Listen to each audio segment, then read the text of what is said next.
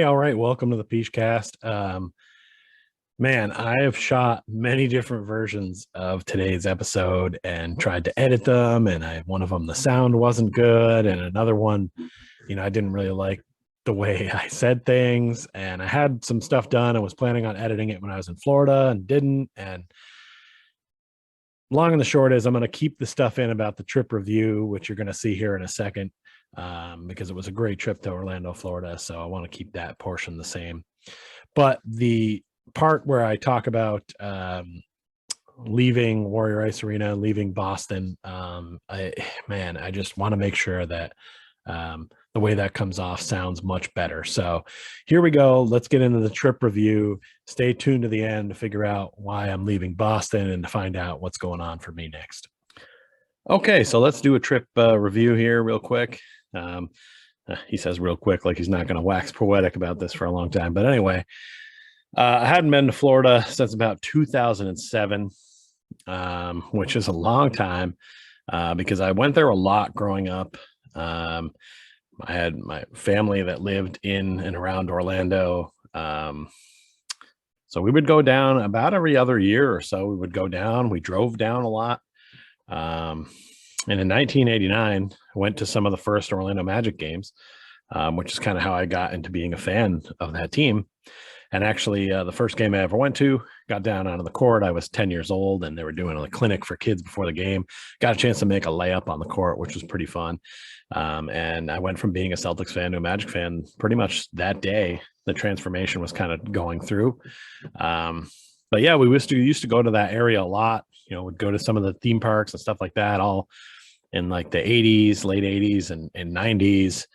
And then I started to lose family members in that area and just kind of stopped going down. In 2007, we went down for my grandmother's 85th birthday surprise party. That was the last time I was in the area. Did go to one Magic game with my uncle and my dad's uncle. And it had been that long since I've been down. They got a brand new arena, and a lot of stuff was going to have changed, obviously, in the time being away. But what happened, I think, is that, in 2008, I moved to Milwaukee. I was there for a couple of years, and I pretty much just kept moving around, didn't always have money to go on vacations. And that kind of started my odyssey of traveling around a lot and going to check out other places. And one of the vacations I did take, I went to Denver for like 3 or 4 days, but this was a long time coming to come back to Florida because I really love Florida and enjoy it quite a bit.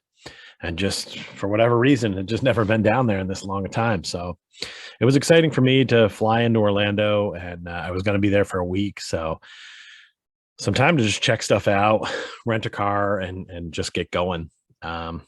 Check-ins and flights were all good on the way there. A little bit of a hiccup at the airport getting my rental car, but finally got it. Then I drove all the way out to Ponce Inlet, Florida, which is right near Daytona area. As a matter of fact, the Daytona 500 originated on the sands right around where my aunt lives in Ponce Inlet. In fact, there's a little restaurant called North Turn that sits right next to her apartment building. That is where the North Turn for this was. And we'll get to that in a second, but I got a chance to go there and visit her. I haven't seen her in a long time. Her and I have never really spent any like one-on-one time together, but it was great fun. It was awesome time. She treated me to a great time the whole time I was there. Her condo is amazing. I had been to that condo once in 98 when I went down with a couple of friends, and it had been that long since I've been down to that particular area of Florida as well. So it was pretty great. The first full day I was there, my aunt had signed up to get us some VIP tickets to Daytona International Speedway, which was awesome. They have a huge motorsports museum there for all motorsports, even boats and planes and all that kind of stuff. It was pretty fascinating, I gotta say. I haven't been a huge motorsports fan for a number of years, but it was pretty cool experience. The museum is, I think, a must-see. The VIP tour was just amazing. They took us right out to the start finish line. We got to walk up on the track, take a bunch of pictures. it was a lot of fun. It was really cool. There's a lot of history there. And I mean, hey, who hasn't seen at least a Daytona 500 or some sort of race from there? The history from there is amazing. So, and then eventually we worked our way through the pit area and some of the other areas as well, winner's circle and media areas and things like that. And eventually it took us up on top of um, the bleachers, but actually on top of the building, on the very top of the roof, so we could see where the cameras shoot from. And the view from up there was amazing. I took lots of pictures and video. And it just it amazed me. I said to one guy, I was like, man, Florida is so flat. Like you just feel like you can see across the entire state. But it was pretty cool to be able to see and have that kind of view. And it would be an amazing spot to watch a race from because you can see the entire track from up there. But I highly recommend stopping by there if you're ever down in Florida. Even if you're not a racing fan, it's pretty cool to be able to see some of this stuff. They have the car that won the previous Daytona 500 winner always on display there too, so that's kind of cool to see in its entirety. There's going to be something there that's going to make you go, oh wow, or you're going to think is neat. So I really recommend it. I think it was really cool, and it was a good way to start the vacation.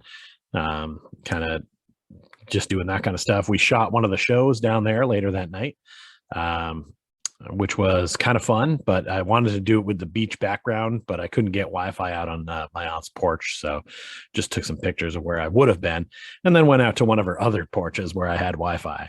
And we did the show, which was great. And it was kind of a unique show in a way because we had our first guest on, Jay from Australia, who's a big Orlando Magic fan. If you want to see him on the show, check out our last show, episode 11. And see what was going on with that. We had a contest. He was the winner.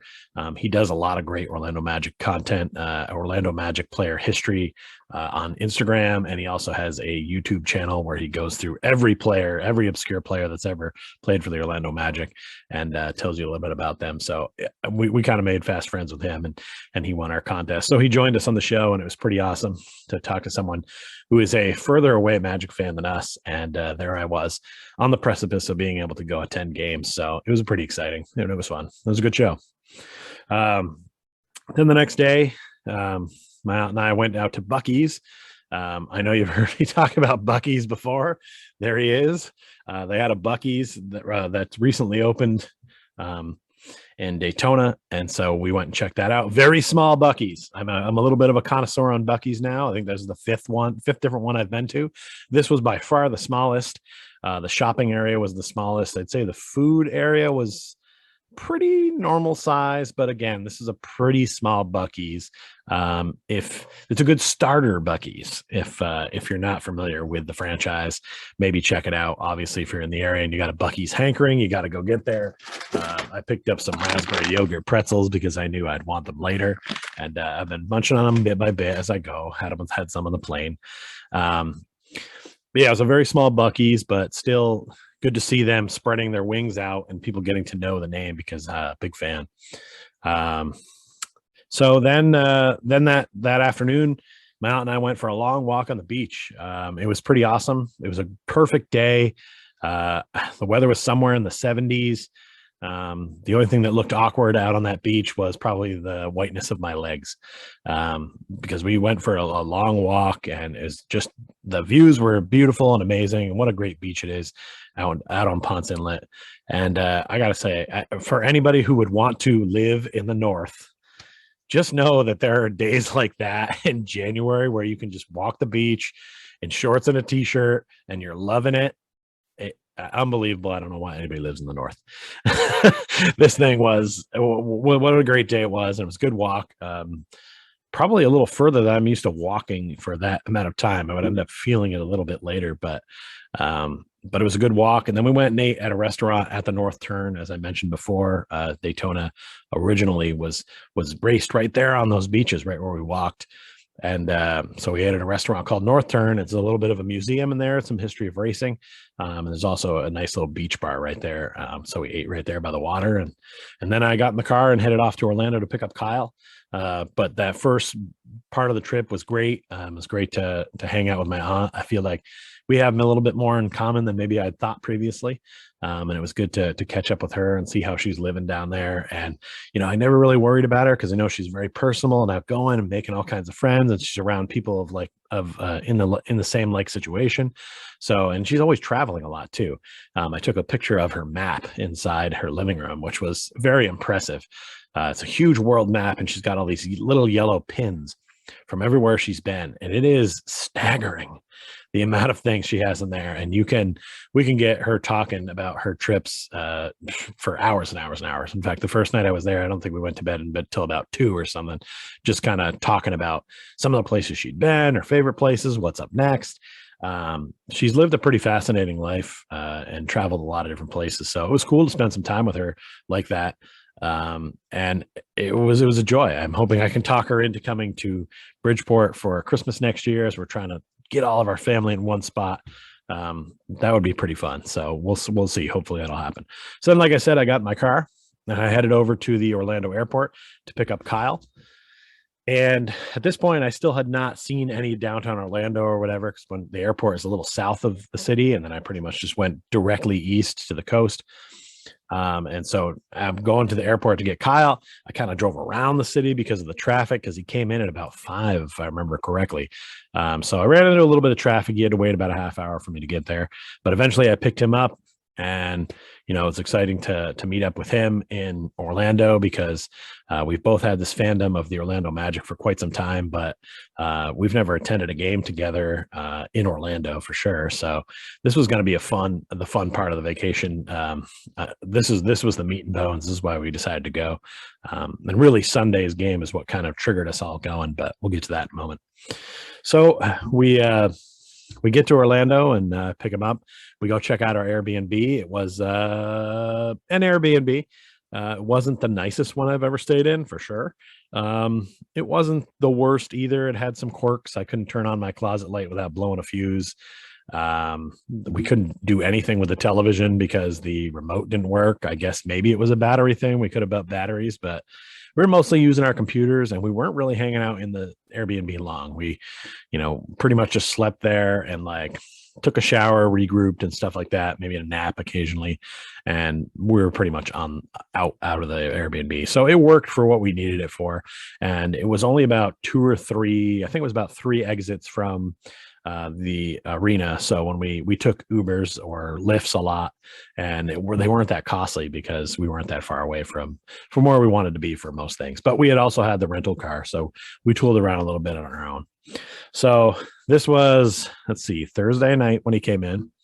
And so yeah, we just we got some food, we got the lay of the land a little bit, and then we had a few drinks out, and then we lifted back to the place. All right, so Friday, we kind of went out and drove around a little bit, and we were looking for some places like Dick's Sporting Goods and some places like that where, we could get some Orlando Magic gear like this, like T-shirts and stuff like that, where we wouldn't have to pay the prices you will have to pay at the main store. So we kind of just went around and looked and saw, and a lot of the prices were actually a lot higher than we thought they would be. We did find some stuff on sale. Kyle got some good deals out of Lids. And I bought, I think, only one hat all trip. It was the one I was just wearing that I just took off, which is pretty good for me. I will say that I did buy a couple of jerseys. They're hanging on the wall back there. And I got a lot of gear. I got a lot of shorts. I had a lot of the player shorts, just like the uniform shorts, but now they have pockets in them, which, that's life-changing. It's sort of like when a woman finds a dress that's got pockets in it, you'll hear her kind of go off like, whoa. I mean, that's the same equivalent for me. If you get a nice pair of basketball shorts and it's got pockets in it, I'm all in on that sucker. And so I got a few new pairs of those, but we are not in that kind of weather right now, so it'll be a while for that. So Friday night we went to the game against the Lakers. The ticket prices were a little higher for the Lakers, and we noticed as we were going in and sitting down, a lot of Lakers fans there at this game. We were in one of the upper sections, and I think we were 1 and 2, and there was one girl in front of us and one girl behind us 4 people in our entire section that were Orlando Magic fans. The rest were Laker fans. So it felt like a road game, which kind of sucked. I'm not gonna lie. It sucks to go all that way and have the opposing team fans all around you. It's not really what you want. But we still rooted when our team rooted, and the stadium was rocking. The Magic were wearing the black and orange jerseys, like the 22 you can see over my shoulder there. That's their city edition jersey. So they were rocking that. I was rocking an entire blue Franz Wagner. I just gotten the shorts to match it, so I had the whole blue uniform on. And man, the whole time, Kyle was saying, "Hey, podcast," and handing out our stickers. And if we talked to somebody for a while, we would hand out our business cards. I was handing out stickers and dropping stickers everywhere I could. Just trying to promote the show, because this is really the area. These are our fan. This is our fan. Should be our fan base. It's people who are Magic fans. Because if you're a Magic fan, you're going to the games this season. You're a fan. So that was the people we needed to get with. And so we started to do that at the Lakers game. The Magic were up at halftime and we're feeling pretty good, but in the third quarter, Bron and the boys kind of came out and did work. I've seen LeBron play, but it had been a long time. I saw him play when he was with the Cavs back when I worked for the Bucks. So that was a long time ago. He's still one of the greatest of all time. Tip a hat to him. However you feel about him on off the court, you got to respect this guy. He's one of the best players of all time. He's been playing at a high level for way longer than a lot of people would. So props to him. And it was cool to see the Lakers. As a matter of fact, to me, it was an interesting thing, because the last time I saw a game there, Dwight Howard played for the Orlando Magic. And in this game, he was at center for the Los Angeles Lakers. And in fact, he scored the first points of the game. And he may have scored some of the last points I had seen in Orlando before. So I think that's kind of a hard tie to make when there's that much time between visits to a city. But Dwight Howard was there. He scored the first points for the for the Lakers, sorry. And off we went. It was fun. It was great to be there. I was stoked. I mean, I still had plenty of time left in this vacation, and we had another game coming on Sunday. So we were loving it. After the game, we went to a place called the Hairy Buffalo, which ends up being a key piece of this trip. And we didn't know that when we first went there. We just recommended by people to go check it out. We also were meeting other people that knew us from social media who said, "Oh, I'm going to come say hi," or "I'm sitting over here." And we met up with some people at halftime. We took some pictures. We were talking to people. It was really great experience. So anyway, back to the Hairy Buffalo. As we go in, I'm like looking around. I'm seeing Bills stuff like on the walls, like a pennant and a neon sign. And I'm like, "Oh, this must be like a Buffalo Bills watch bar." Makes sense. It's the Hairy Buffalo. I'm like, "Okay, this is pretty cool." It had been recommended to us by one of our followers. So we ate there, we hung out, and then we eventually Ubered back home. And on Saturday, when we got up, we went hunting for cards. We kind of went out for sports cards, and we just decided that, hey, we want to get some Orlando Magic cards. There's no better place to do it than here. So we hit up a card shop, and we sat down with the Orlando Magic box, and man, we probably took about half of what they had in there out between the two of us. We each take a run through and pulled stuff out to add to our collection, and it was pretty great. We didn't end up finding any of the cards that the guy in Australia needs, but his collection's so deep that the ones he needed are pretty obscure. So, but it was still a lot of fun. We got some stuff, and then we went back to regroup, take a nap, and just kind of chill out in the middle of the day. Then we went back, eventually regrouped, and I dragged Kyle to an eatery that to me speaks so much Florida. It's called Hooters. Say what you will about Hooters and what their waitresses are dressed like or what they look like or anything like that, but to me, trips to Florida always included trips to Hooters with my uncles, with my dad when we would go down. I know that some people look at that restaurant, they look down at it or whatever, but I've always really enjoyed the wings. I think it's good food. I would get it to go, to be honest. But there were a couple of football games on that we wanted to watch. So we decided we would sit at Hooters and watch the games. So, we drank beer, we ate wings, and we watched the games. And it was a lot of fun because it just kind of reminded me of, it was a tie that I had with my other family in Orlando that now I kind of got to have with Kyle. And so that was pretty fun for me, and I enjoyed that quite a bit. After we left there, we went back to the house, and we got up and we got ready for a big Sunday. So this Sunday will go down as one of the greatest Sundays, one of the greatest days, actually, maybe I've ever been a part of. Hard to really stack days versus each other over the course of a lifetime, but it could have been in the top 5 all time. As it stands, I think it was still top 10. Um, so we had found out that the Hairy Buffalo was going to be showing the Bills game, obviously, so that it would be a good place to watch. But the problem was the Bills game was going to start around the same time as the Magic game was going to start. And obviously, we were going to that for sure. So we went a little early and we started to watch the Rams Buccaneers game. And we saw that they had this huge setup outside. And I was like, oh my God, this is insane. The whole entire bar was starting to fill up before we left. With people coming in, because obviously the Tampa Bay Buccaneers were playing in this game, and that's kind of one of the local teams down there. So there was a lot of interest in that game as well. So we were kind of hoping, or at least I was hoping, that we were going to be able to be out in time enough to see the end of the Bills Chiefs game. I ended up wearing my Bills hat that you see over here for the entire Magic game. But I did take off my Josh Allen jersey and went to my Wendell Carter jersey for the game. And so we went in with a group. It was a group for Reddit night. So we were supposed to have a chance to go in early, but we couldn't because of some kind of hiccup. But we still all kind of sat together and we're right in front of the press row. So we had really good seats for this game.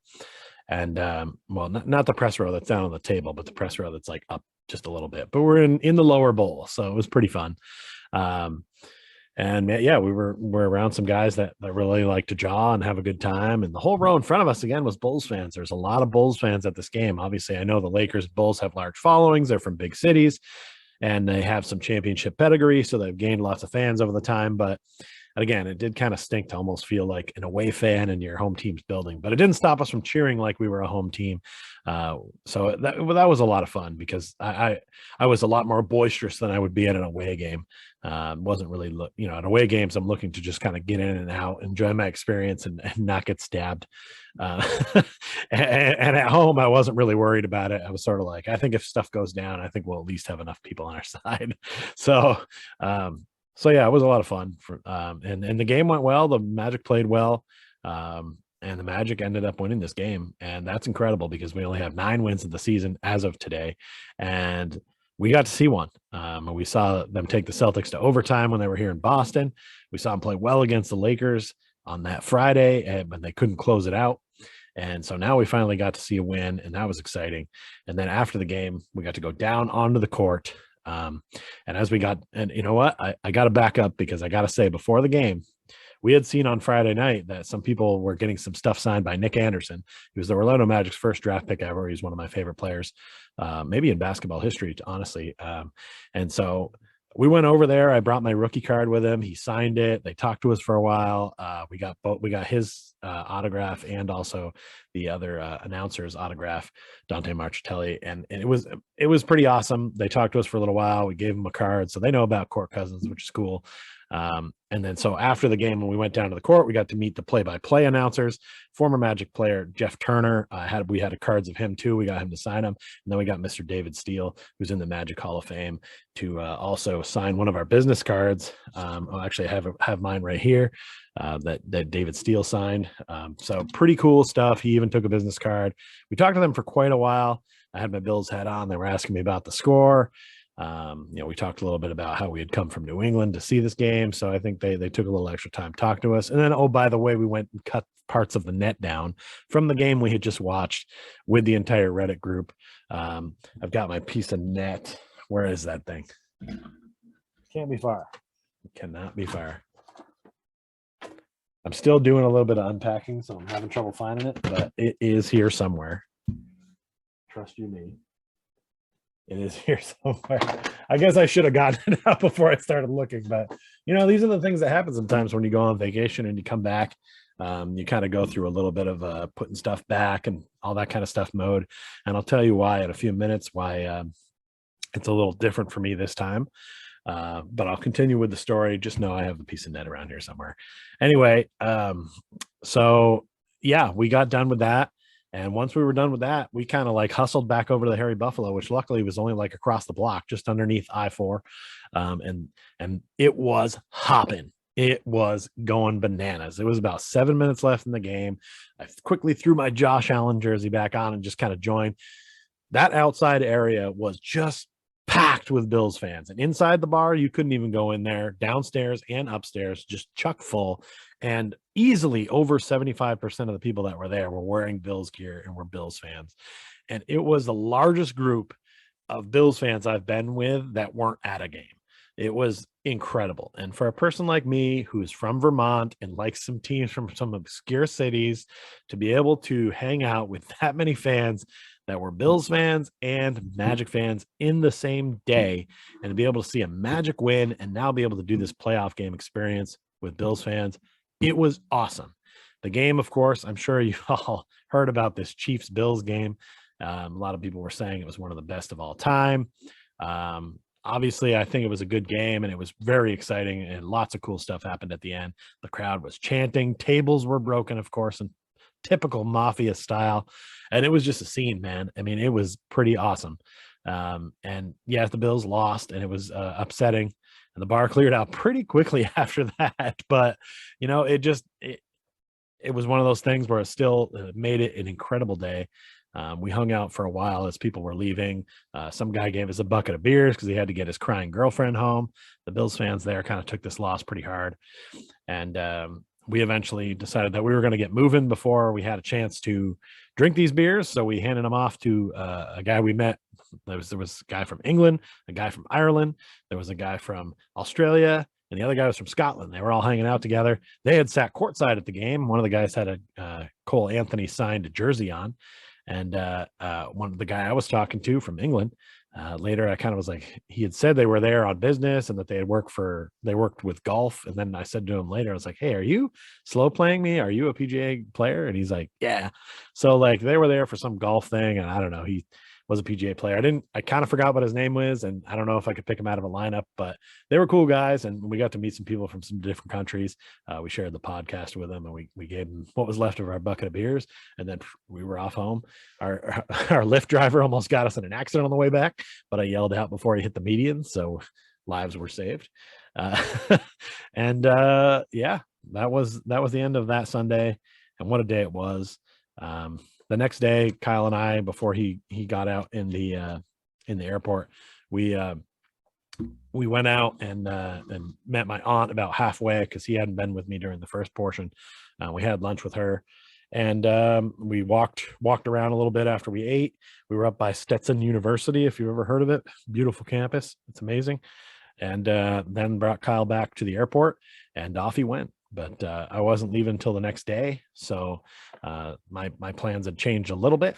So I ended up just kind of staying in the Orlando area. I got a hotel across from Universal Studios, and I went and walked the Universal City Walk at night. Just wanted to check it out. It's free to walk around. I got some food, but it was mostly people leaving from Universal for the day, and it started to die off a little bit. Found myself going to Miller's Ale House just down the road, and ate and watched them replay the Bills Chiefs game, and it was way too soon for me, but watched that and watched some college basketball as well before going back to my hotel for the evening. Then on Tuesday, my final day there, I planned to go around and do a few things. I had to ship and pack some of my own clothes and gear that I had bought that I didn't have room in my suitcase for. So I went to a UPS store and shipped that out. I went and checked out the rink of the Orlando Solar Bears, the ECHL team that plays there, and the Magic's practice facility is actually close by. Can't go in there, obviously, but I did check out the rink, wanted to see what it was like down there. So I just checked it out.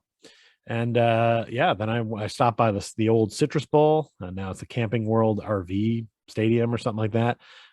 Check that out. Tried to drive down. Then I went down to ESPN, and I wanted to check out a few things in the Disney region. I really wanted to check out that wide world of sports area that they have down there. I'd been once a long time ago, but I knew a lot had changed. When I drove down there, it just seemed like it was all closed. It was a rainy day, but it didn't seem like anything was going on. The arena was there, and I just drove around. I just drove around the parking lot for a second, and nothing was really open. Like they had a little store there, and they're supposed to have a cafe, but nothing seemed open. It was the middle of the day on a Tuesday in January when people are on vacation. So I was kind of surprised by that, but you know what? You didn't get any money from me there, Disney. Sorry. So yeah, after driving around for a while, I ended up going to back to the Florida Mall. picking up a few things I hadn't got earlier in the trip because now I had a little bit more room in my suitcase. And then, yeah, I just kind of made my way to the airport. I was at the airport very early, so I sat in a Mexican restaurant, watched some college basketball, had some good Mexican food, and then eventually got on the plane and came back to reality here in Boston. And the minute I got into my Uber to get home, he reminded me that we got a huge storm coming up this weekend. So awesome. Thanks for that, guy. Need that information right away. Uh, and it's just sort of the opposite weather, obviously, of what you want in a world, I would think, back here. But that was the trip overall. I mean, for me, it was pretty awesome.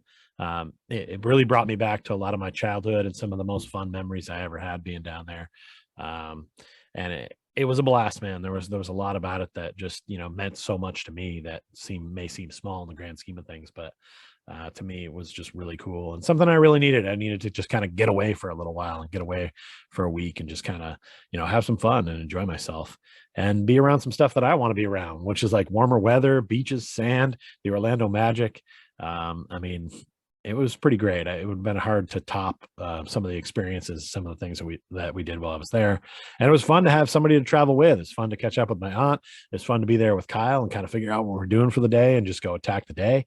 And then I even had a couple days to myself kind of at the end. Okay, that was a great trip indeed. I got this hat while I was there. I had a great time. It was amazing. So here it is. I'm moving to Bridgeport, Connecticut. The long and the short of this one here is, since I moved back to Boston, I've been very depressed since I was here. Had just a hard time for a long time, doubled up on my therapy and really started to think about what are the things I need to do to make myself happy and what are the steps I need to take. And leaving Boston was always one of those steps. It was just a matter of when it was going to happen and when things could play out. Because this is not really a place I wanted to be long term. I don't think that's a shock to anybody. But why Bridgeport, Connecticut? Well, I've got family that live there. My uncle, my aunt, and my cousin. My cousin lives in a house that's about 2 blocks away from where my uncle and aunt are. And my uncle and aunt are leaving to go to Central America for a few months, and they needed someone to watch their house. And they're leaving March 1st. And my lease runs up here at the end of February. So the timing was kind of good. And I had promised to be back at Warrior Ice Arena for a year, and that was as of February 1st. So that timetable has passed, and it just seemed like a good time to move on and do something else. Did not have a job lined up. I think that's a very important thing for people to understand that with all the moving I've done, I've often moved for my career. Just kind of like, oh, here's the next job, and I moved there because of it. And then if the job's not going well or something's up, it kind of ruins the whole experience. Like, it's very important to me that this move was for me. It's not for my career. I'm moving because I just want to get out of Boston. I feel like it's the next step. Is Bridgeport the ultimate landing spot? I don't think so, but maybe. I want to just be around some more people. And thanks to my cousin, I do know some people that live in that area. So it's going to be a little easier than moving somewhere else blind. And also, I'm not moving there because of a job. So I'm not like hoping this job works out or anything like that. That said, I'm filming this on the February 14th. Happy Valentine's Day to everybody.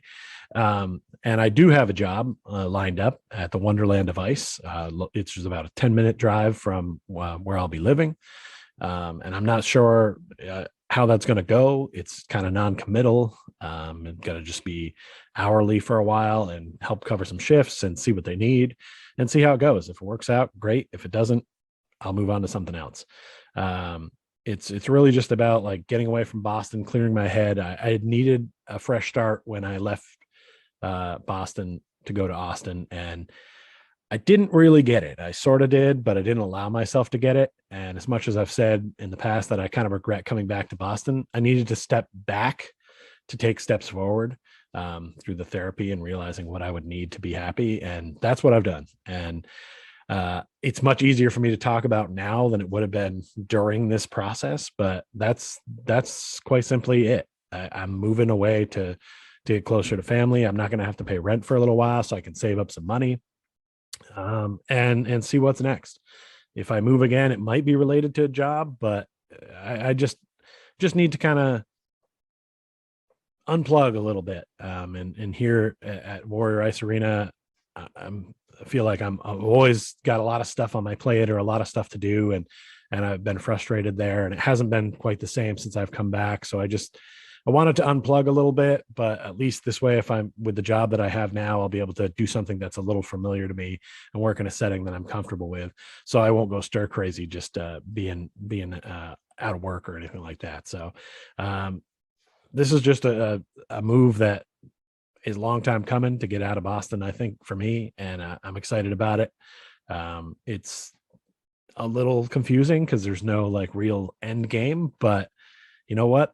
That's life sometimes. You got to go out there and just try stuff. And there been too much I've looked at with my life and decided that I don't really like, and I don't like what's going on. And the only way things will change is if you change something. So this is one of the first steps of change. One of the first steps was getting therapy and realizing these things and the self-awareness. And now getting out of Boston is another major step for me. So I'm excited because I feel like, I'm not saying I necessarily hit rock bottom, but I really did feel that way for a little while. Just felt really down. And so I feel like I'm just kind of coming up and need to keep making steps forward. But it was important to take a step backwards to step forward. So not sure where I'll be at the end of this calendar year, but for now I'll be in Bridgeport, and I feel real good about that. Feel real comfortable. The podcast for me and my cousin has really taken off, and I'm loving that. And now we're going to get to be able to work on that a little bit more face to face for a while and really get that going. He wants to build a studio in his attic. So, I'm going to have some stuff to do there, and I'm looking forward to it. It's going to be fun.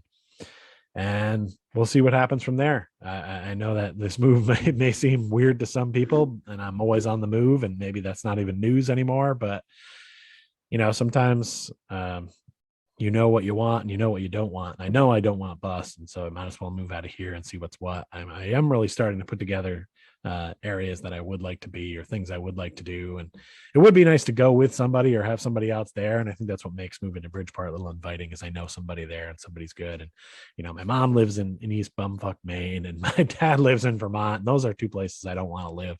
So it'd be nice if somebody would live in a nice location. My aunt obviously lives down in Florida.